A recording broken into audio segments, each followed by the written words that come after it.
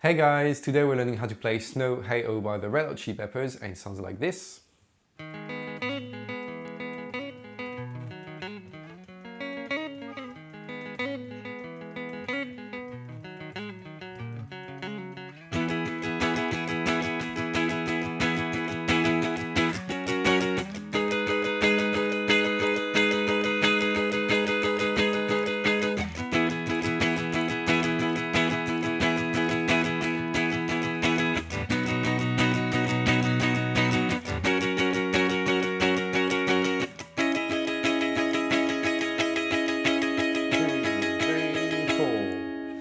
Right, so my name is Franco, and on the Snow Hey Oh guitar lesson we'll be looking at these three different parts for the song. Before we dive into it, remember to like this video and subscribe to our channel, as well as click on the link on the description below to see a full write-up for this lesson. Okay, so let's have a look at the verse first. The verse goes like this.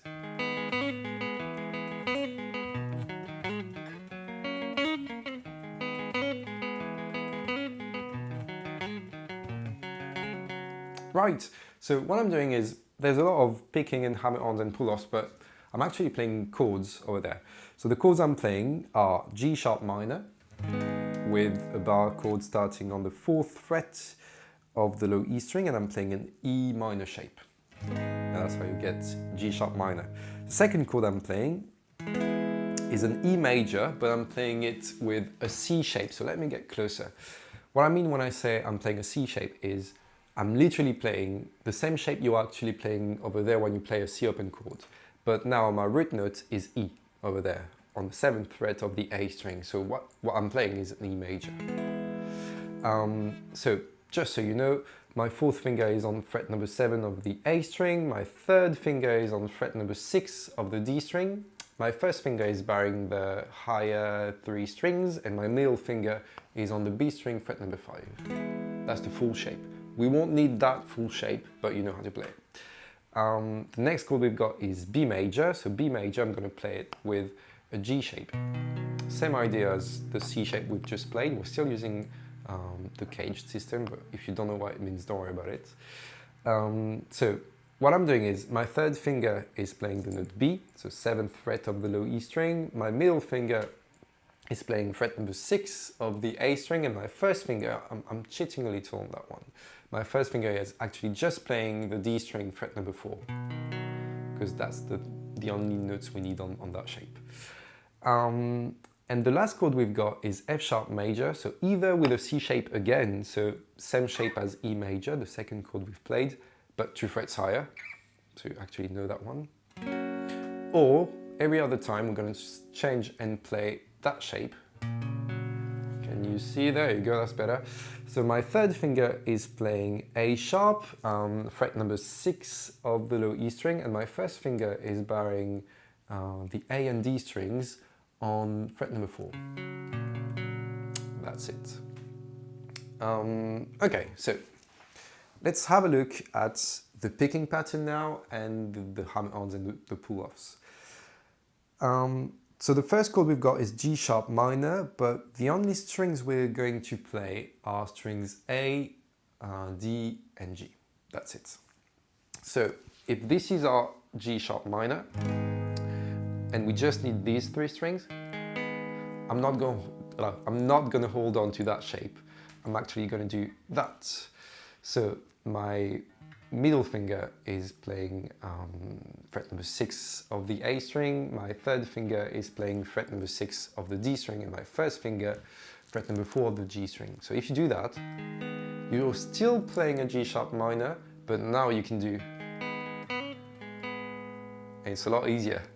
So the strings I'm picking are strings A, D, G, D, then G again, but this time I'm going to hammer on and pull off on fret number 6, back to D, back to G. So I've got, okay, one more time, A, D, G, D, G, D, G, right? Next chord we've got is E major, with the C shape, but this time, rather than jumping from that shape to the C shape, I'm just going to add my third finger on E, keeping first finger and second finger where they were. So my third finger is on fret number 7 of the A string, playing E, and I've got that shape now, which is still E major, and I'm still playing the same strings and doing the same hammer-on and pull-offs. So I've got still the same thing, A, D, G, D, G, hammer-on pull-off, D, G. Okay, so same thing as before. So if we put everything together, G sharp minor, then E major, just by adding the third finger. Okay, now we're moving on to B major with the G shape. It's not the easiest shape we've got. So what I'm doing to go from E major to B major, I'm just moving every single finger up a string. That's it. And the pattern is exactly the same, up a string. So starting on the low E string instead of the A string. So the strings I'm playing are now E, A, D with the hammer-on and pull-off this time, A and D. Okay, so one more time, E, A, D, A, D, A, D. Okay, so it's still the same pattern, starting lower now. Next chord we've got F sharp major. So remember E major, we played it that way. So F sharp major, same thing, just higher 2 frets. Okay, so it's exactly the same pattern, exactly the same fingers, everything just higher 2 frets. So I'm still playing the strings A, D, G, D, G, D, G. Okay? And every other time, remember, we're changing that shape for F sharp major from that one to that one. I'm thinking now, can you see what I'm doing? That's better.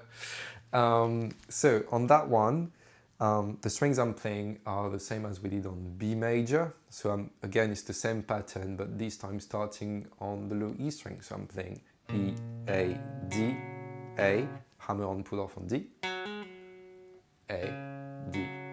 Okay, one more time. E, A, D, A, D, A, D. Okay, so let's put everything together. We start with G sharp minor. Moving on to E major, just by moving the third finger on the 7th fret of the A string, sorry. Or still the same pattern, then we move everything lower. And we play the B major. And then we go back to the C shape, playing E major this time, with the third finger starting on fret number 7 of the A string. And the same pattern. Then we start from the top again. E major again, B major again, same thing. And then we keep exactly the pattern we've just done, but this time we play F sharp over A sharp. Right?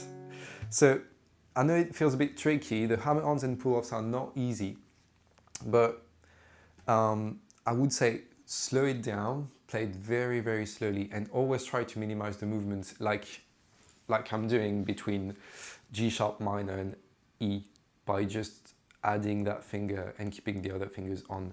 It's very important to keep these fingers on because everything is going to sound more linked together and you're going to sound a lot more confident playing the song. It's not going to sound like you're jumping from one shape to the other. Okay, that's it for the verse. Now, let's move on to what I call the bridge. It sounds like this.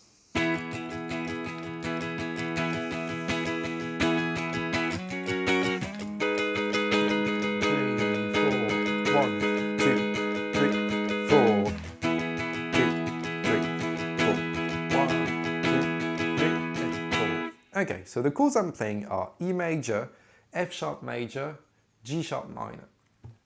But this time, their root note is on the A string, so I'm playing bar chords starting on the A string. So the first chord, E major, it starts on fret number 7 of the A string, and it's an A-shaped bar chord, A major, so below my first finger is an A major shape. Even though I'm doing it with the 4th finger, the pinky, I'm usually teaching it like this. It's exactly the same thing, though it's just the way I play it. So that's it for E major. The next chord we've got is F sharp major, which is the same shape, 2 frets higher. Ooh, there you go. And the next chord we've got, still the same kind of shape, but this time minor, 2 frets higher again, G sharp minor. Okay, so below my first finger, we've got an A minor shape now. Okay, so that's the 3 chords you need to play that bit. Let's talk about the pattern. So first of all, I'm playing 16th notes all the way through. So my right hand is constantly doing all the time. My left hand though is going to move, but my right hand is never going to change that pattern. I'm constantly doing downs and ups. You're never stopping. First chord is E major, and we're going to play that one, careful with that, for 7 beats. So it's going to go like this. 1, 2, 3, 4, 5, 6, 7. And on the 8th beat, you're going to play the next chord, which is F sharp major. So it's going to go like this. 1, 2, 3, 4, 5, 6, 7, 8. Okay? 1, 2, 3, 4, 5, 6, 7, 8. Okay, so F sharp major is just a transition between E major and G sharp minor, which is our next chord. So let me do that again. This time I'm going to count each bar, so I'm going to count to 4. 1, 2, 3, 4. 1, 2, 3, 4. And now we move on to G sharp minor. 2, 3, 4, 6, 7, 8. And G sharp minor, we're playing it for 8 beats. Still doing 16th notes with the right hand. I told you this is not going to change. Let's do everything from the top. E major, 1, 2, 3, 4, 1, 2, 3, 4, 1, 2, 3, 4, 1, 2, 3, 4. And at the end of that, we're going back to E major for 8 beats again. So it goes like this. 1, 2, 3, 4, 1, 2, 3, 4, 1, 2, 3, 4.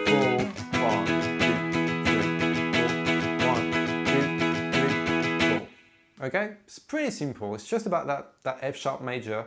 Might feel a bit weird at first, but keep counting as I'm doing. Another thing you may notice, and I'm going to keep doing that for the kind of chorus we've got later on, I'm emphasizing the beats every time. So I'm doing 1, 2, 3, 4. The beats, when I'm going down with the pick on the beats, on my downstroke, I'm actually playing louder.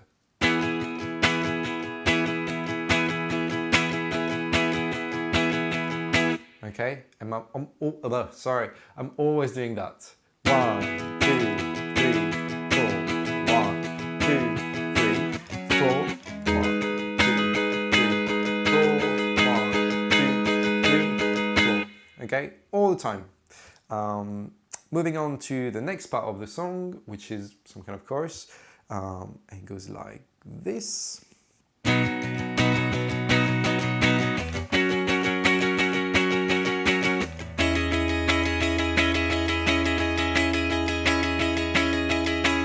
Okay, this bit there is actually easier than what you've just played. The pattern is still the same, still playing 16th notes. The right hand is still moving up and down the whole time. But the first chord I'm playing is B major. And B major, I'm playing it with a bar chord starting on the low E string on fret number 7. Or that shape. I'm choosing that one because it's the one I like, and also because on that song you want the lower part of the chord to ring, not the higher one. You don't really want that. But yeah, that's the first chord. We're playing it for 4 beats. So it goes 1, 2, 3, 4. That's it. Moving on to the next chord, which is F sharp major again. Meet again, F sharp major. Same shape as before. So starting on the A string, I've got my first finger on fret number 9, and I'm playing an A shape below my first finger. Okay, full beats as well, so it goes 1, 2, 3, 4, 1, 2, 3, 4. And then the next chord, sorry, is a bit weird. It's a C sharp minor, so we should be playing something like that. And it sounds alright if you do that shape. Oops, sorry, but the shape he's actually doing is that one. So what he's doing is a C sharp minor add 9, which is basically middle finger on fret number 11 of the D string. The first finger is barring all the strings on fret number 9. And then your third or fourth finger, let me get closer, can you see it that way? Yeah, your third or fourth finger are playing fret 11 of the high E string, which is the 9th of the chord. That's these notes. And you get the actual shape he's playing. And this chord, we're gonna hold on to it for 8 beats. So it sounds like this. 2, 3, 4, 1, 2, 3, 4, 1, 2, 3, 4, 1, 2, 3, 4. Okay, that's it. We've got all the different parts for the song. Just one last thing. At the very end of the song, we've got some cool bends. I just want to show them to you quickly. You don't have to play them if you're doing a cover for the song or if you're playing with your band or whatever.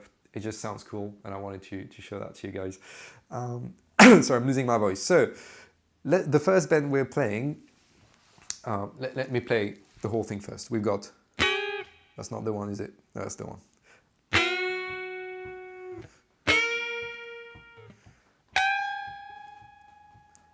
First one and second part.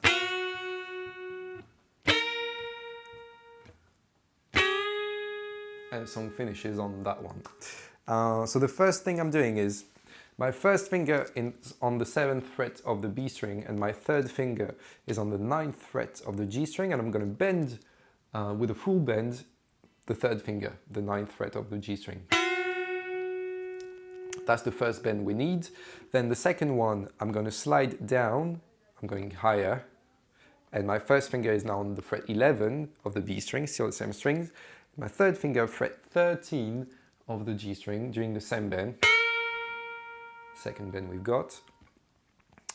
And the last one for that loop is fret number 16 of the high E string and fret number 19 of the B string, bending the B string again.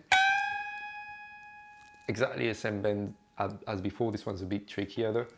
And we do it again. And this time we finish on fret number 9 and 11 of the B and G string. Can't really hear my guitar.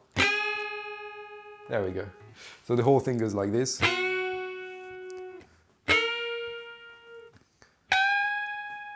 Okay, first loop, second loop.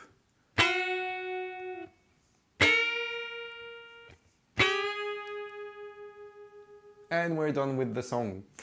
Okay, so I hope everything made sense. I really love that song. It was a great way for me when I learned it to play hammer-ons and pull-offs and to get confident with them. I hope you enjoyed it as much as I do. Remember to like this video and subscribe to our channel. Remember to click on the description below to see everything I've just done with the full write-up, and I'll see you in another video. Bye bye!